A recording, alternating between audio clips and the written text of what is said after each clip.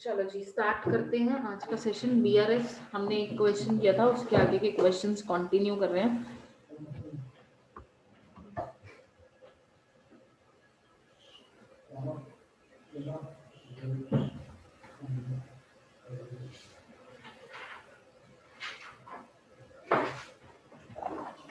Control accounts क्या होते हैं बच्चे? कंट्रोल अकाउंट्स वही जो लेजर्स हम बना रहे थे ना डेटर्स में या किसी भी तरीके से, जब उसमें एरर हो जाता है तो उसको एक ही जगह पे लिख देते तो वो उसको कंट्रोल बोल देते हैं। जैसे डेटर्स में बहुत सारे एरर आए तो डेटर्स के जितने भी एरर थे एक अकाउंट में डाल के हमने सॉर्ट आउट कर दिया कि डेटर्स का बैलेंस मैच हो।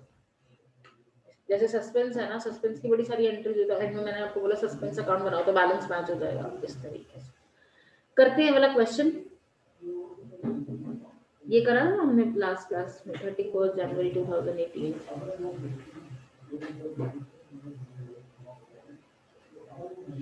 या किया था है ना?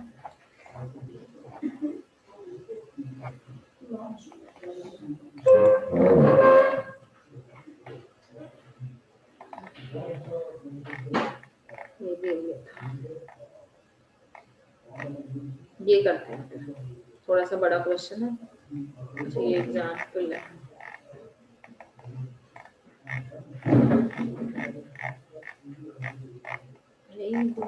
यही एक क्वेश्चन है, कर लेते हैं इसको। हाँ इसमें दिखेगा नहीं आपको सही से ना, इसी में देख लो पेज नंबर 3.2।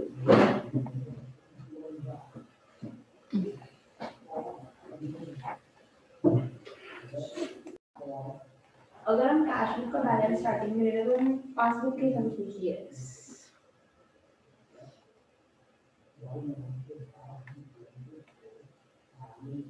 आप देख लो किसमें ज्यादा चेंजेस करने, किसका बैलेंस दिया हुआ है आपको। कुक्स cash book show that overdraft is current overdraft on is current account at the bank statement at the credit with the bank like $65। तो किसी से भी स्टार्ट कर लो। पहले कैश बुक को एडजस्ट कर लेते हैं, फिर पासबुक में देखेंगे। मतलब पहले कैश बुक के बैलेंस से हाँ जो ऑल्टर कर सकते हो आप कैश बुक में ऑल्टर करना है।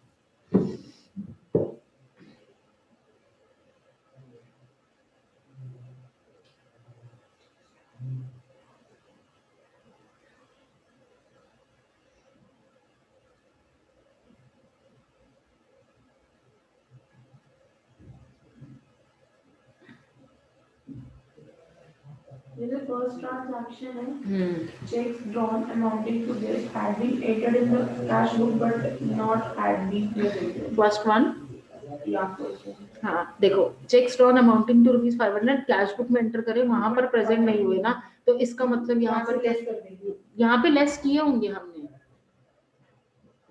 तो उसमें एंटर कर दिया ना कि यहाँ हमें चेक किसके नाम पर। आपने अगर चेक दिए होंगे किसी को तो आपने किसको चेक दिए होंगे ये बताओ मुझे।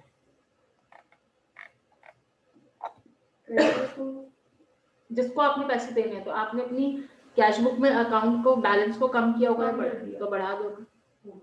आपने अपनी सोचा मेरी पॉकेट से पैसे चले गए बट अभी गए नहीं है ना, इसीलिए।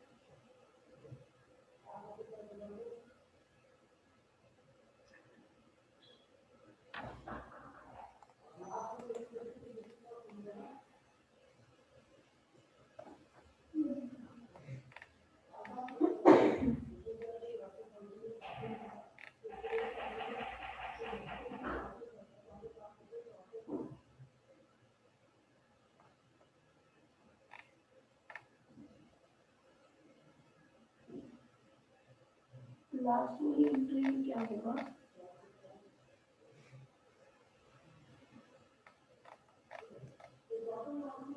Check issued to Jones was replaced when out of date. It was entered again in the cash book. No other entries being made.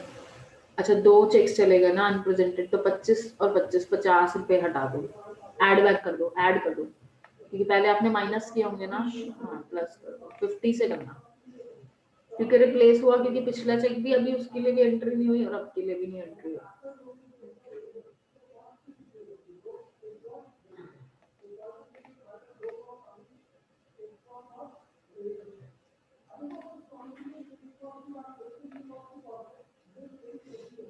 देखो अब ये ना बोल रहा है it was entered again in the no other entry, हमें कुछ नहीं पता कि पिछला चेक कैंसिल हुआ है या नहीं हुआ है, हम दोनों को कर रहे तो नीचे नोट डाल देना, we are assuming the old cheque is also not cancelled. अगर 25 लिखोगे तो नीचे एक नोट डाल देना, we are assuming that old entry is no more valid.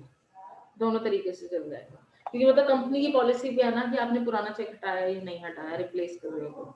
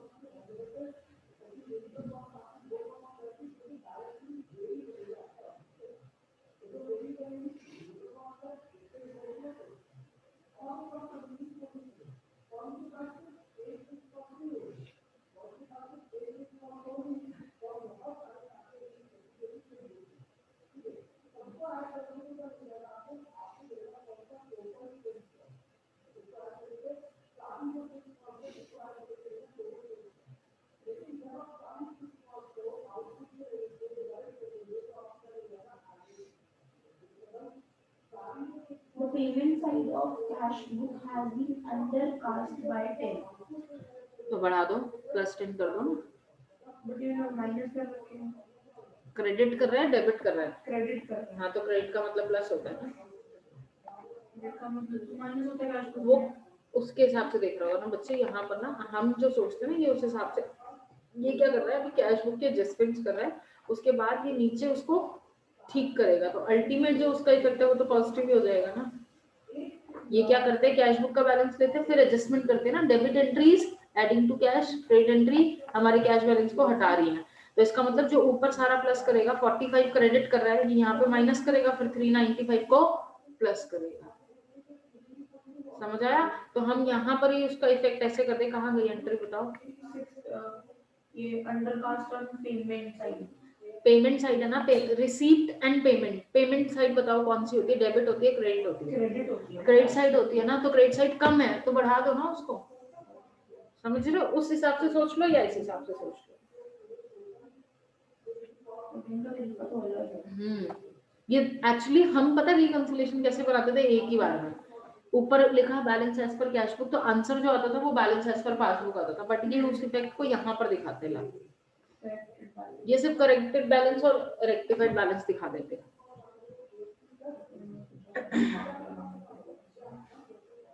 मैंने वही कहा ना, फॉर्मेट्स का फर्क है एक्चुअल में दोनों साइड में। इन्होंने सेकंड एंट्री भी कर रखी है, कौन सी? बी वाली। Cheque receive amounting to 400 had been entered in. बच्चे यूजुअली हमारे यहाँ पर तो एंट्री हो रखी होगी ना, तो इन्होंने नीचे करी होगी एडजस्टमेंट। अच्छा, तो हम कैश बुक को ही तो करेक्ट कर रहे हैं, हमने तो एंट्री कर रखी है ना। और वहां पर देखो चेक रिसीव जो है 400 रुपए के, entered in cash book not had been credited by the bank, क्योंकि अभी तो हमारे पास भी कैश बैलेंस कहाँ पड़ा है, चेक बुक चेक ही तो मिले है ना आपको, तो आप वहां पर डिपॉजिट कराओगे तो हमने एंटर कर लिया, बैंक ने क्रेडिट नहीं किया ना उस चीज को, तो इसको यहाँ से हटाने की क्या जरूरत है। जब बैंक का बैलेंस आएगा तो वो ऑटोमेटिकली एडजस्टेड होगा।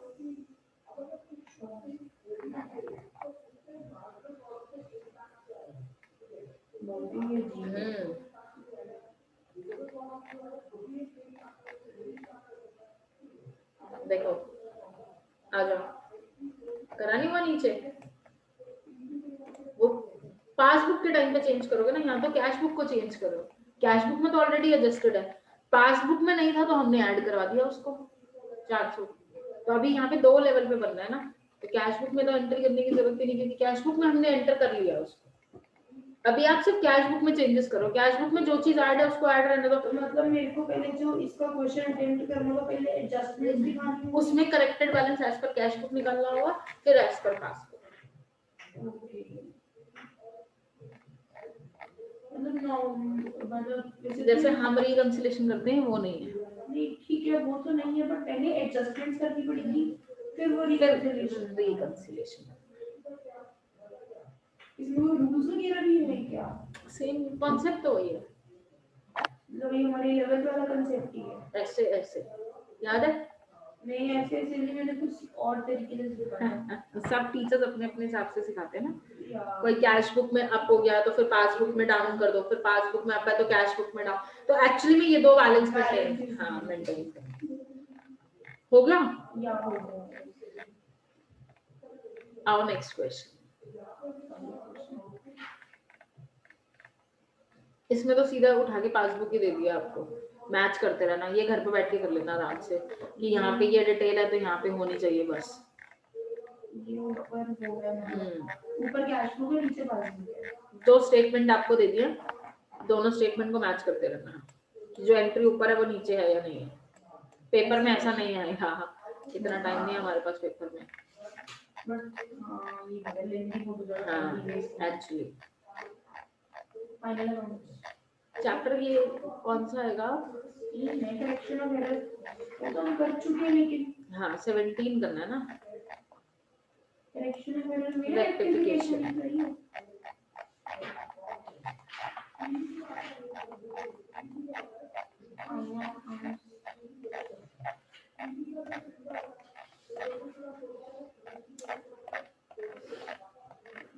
हाँ जी, पहला क्वेश्चन कर लेते हैं एक बारी। फॉर्मेट तो वही होगा इसका, वो पहले एसेट्स, ये पहले लायबिलिटीज आती है, फिर एसेट्स आते हैं। Assets equals to capital plus liabilities. अच्छा इसमें पूछ रहे हो बैलेंस शीट, पहले एसेट्स, नॉन करंट, करंट, फिर लायबिलिटीज। नीचे लायबिलिटीज ऊपर assets, assets non current assets current. ये रहा क्वेश्चन, पहला क्वेश्चन नहीं करते हैं चलो। 2.2 है और उसकी बैलेंस शीट बनानी है।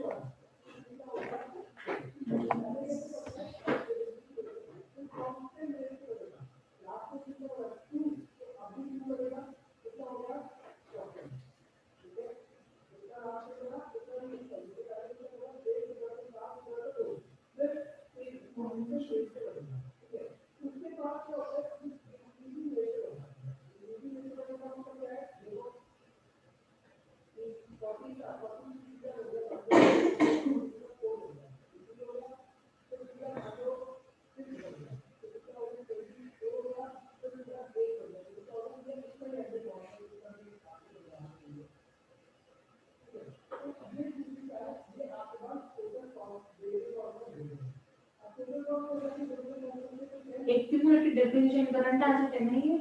Accumulated depreciation क्या है? करंट एसेट, एसेट की वैल्यू में से डेप्रिसिएशन लेस होता है ना, करंट लायबिलिटी माइनस करते रहेंगे ना इसको, एसेट की वैल्यू को कम करेगा, तो ये प्रोविजंस में चला जाता है इधर।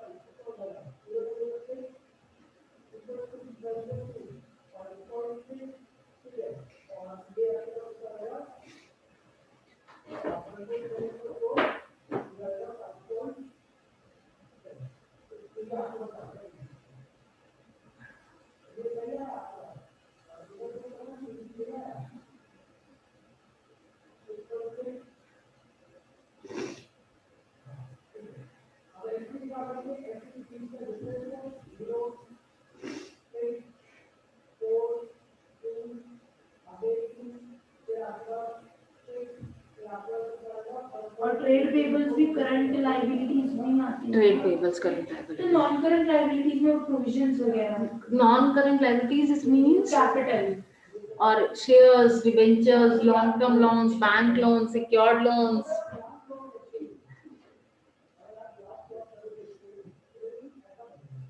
क्योंकि ये वाली बैलेंस शीट तो 12th की कंपनी में ही आई थी, उसके बाद तो थी ही नहीं नहीं और बनाई भी वही डब्बे वाली थी। वो सबसे बढ़िया है, इजी लगता है।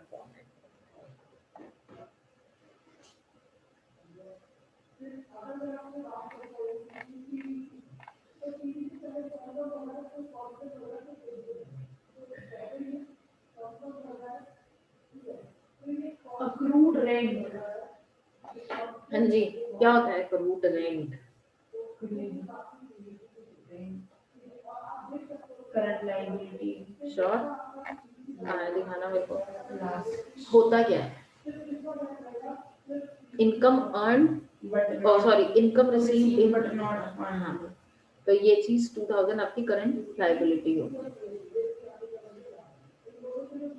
और अक्रूड का मतलब होता है ना अर्न बट नॉट रिसीव।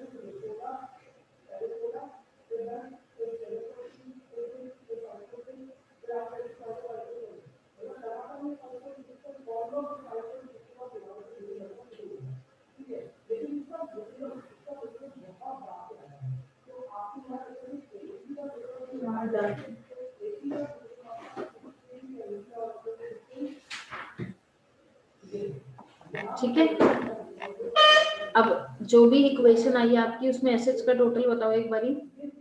ज्यादा ही आ रहा है, 19580 से ज्यादा आ रहा है। मेरा तो टोटल है 30380। क्या कर दिया, एक बार देखें। आपने एसेट साइड पे फर्नीचर लिया होगा 7000, बट मैंने डेप्रिसिएशन को उधर ले लिया ना, तो कोई बात नहीं, दोनों मैच होने चाहिए ना। मोटर व्हीकल ले लिया, एक्यूमुलेटेड डेप्रिसिएशन आपने 6800 उधर ले लिया होगा, तो 6800 और 4000 आपका लायबिलिटी में आ रहा होगा ना।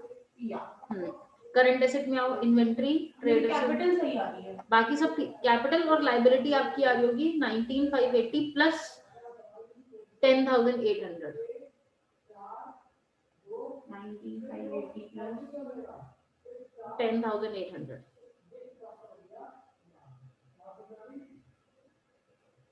या आप डेप्रिसिएशन को लेस कर दो या यहाँ पे कोई इशू नहीं है, ठीक है। बट मोस्टली तो हम लेस करके ही लिखते हैं। एक्चुअली एक्यूमुलेटेड वर्ड लिखा था ना, नॉर्मल डेप्रिसिएशन तो लेस भी कराते हैं, कई बार एक्यूमुलेटेड डेप्रिसिएशन होता है ये एसेट की वैल्यू से चार्ज नहीं करना चाहते, अलग से दिखा रहे होते हैं। आओ जी नेक्स्ट एग्जांपल, अकाउंटिंग इक्वेशन निकालने, जो start of its camera shop.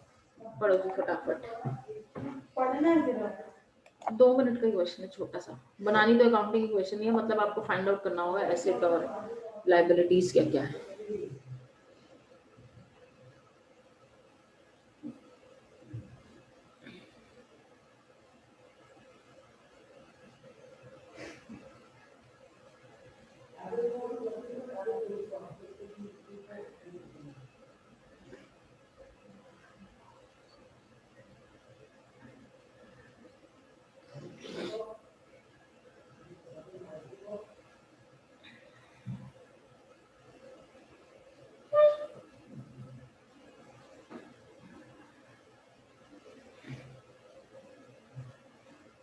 ये लॉटरी वाली ट्रांजैक्शन तो बिजनेस में नहीं शो हुई थी ना? कौन सी बेटा?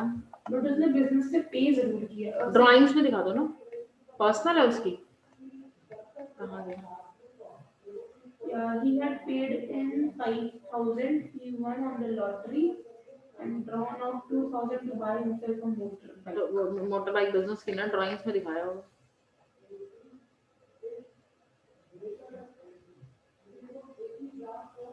मैंने शो ही नहीं किया वो वाला 5,000 करा था कैपिटल पेड इन, या मतलब उसने बिजनेस से कैश हाँ को जो ले ड्राइंग हो गया ना, ड्राइंग्स इन कैश, ये भी ड्राइंग। ये 100 into 52 क्या है? वो लास्ट वाला होगा। अच्छा 100 पर वीक पे कर रहे हैं। The motorbike is not used in the business. तो 2000 भी ड्राइंग ही होगा। क्यों दिखाएंगे हम? बच्चे 2000 उसने ड्रॉ किया ना बिजनेस से मोटर बाइक खरीदने के लिए। ठीक है, यहाँ पर मेंशन ये कि 5,000 दिए हैं। He had paid in 5,000, 5,000 तो उसको दिए ही दिए, लॉटरी जीत गया, बात खत्म हो गई। फिर उसने बिजनेस से 2,000 रुपए और ले लिए मोटर बाइक खरीदने के। ठीक है, अगर वो रोज भर किसी और बनने वाला है। हाँ वो भी, तीनों ड्राइंग में से करेंगे ना।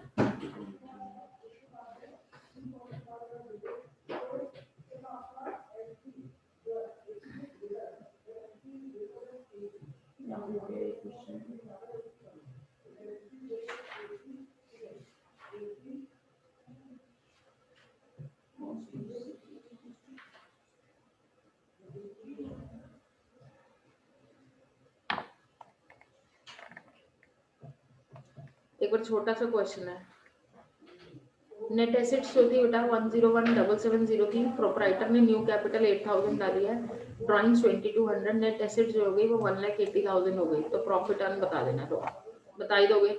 1,80,000 पहले थी जिसमें से 10700 चले गए ओपनिंग कैपिटल, ठीक है, इसमें से ड्राइंग जो कैपिटल हाँ माइनस क्लोजिंग माइनस प्रॉफिट है। ठीक है, छोटा सा ही क्वेश्चन। ग्रॉस प्रॉफिट होता है ये।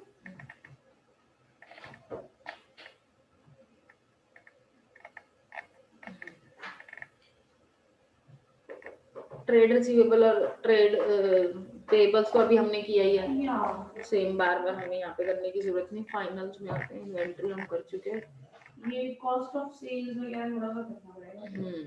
ये तो हमें COGS तभी निकालने को मिलेगा ना ग्रॉस प्रॉफिट के टाइम पर, जब COGS निकालेंगे ना, opening stock plus purchases minus sales minus closing stock. Yes,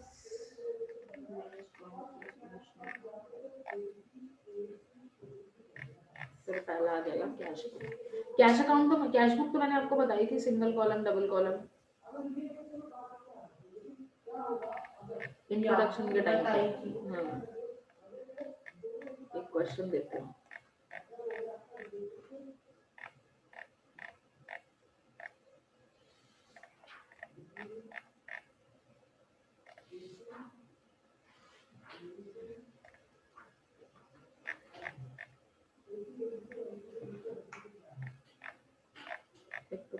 और प्रीपेड, आउटस्टैंडिंग और प्रीपेड बता दिए ना मैंने आपको, वो हो गया था चैप्टर के टाइम पर ही हो गया वो चैप्टर।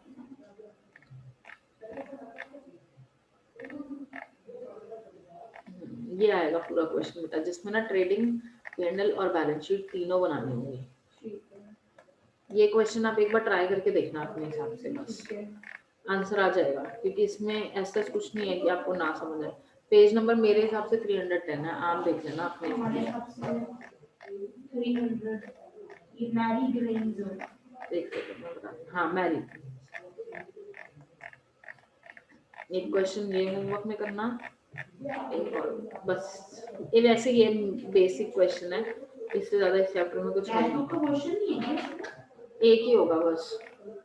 कुछ भी हम पहले पढ़ चुके हैं ना, वो वहीं से निकाल लेगा, वो समझाने के लिए जिसमें आप क्रेडिट की ट्रांजैक्शन और पीछे 2-3 शॉर्ट क्वेश्चन होंगे जो आपको करने होंगे। तो आप एक क्वेश्चन करके देखना, मैं फिर आपको नेक्स्ट क्लास में आगे के क्वेश्चंस कराऊंगी, अगर ये क्वेश्चन आपसे हो गया तो।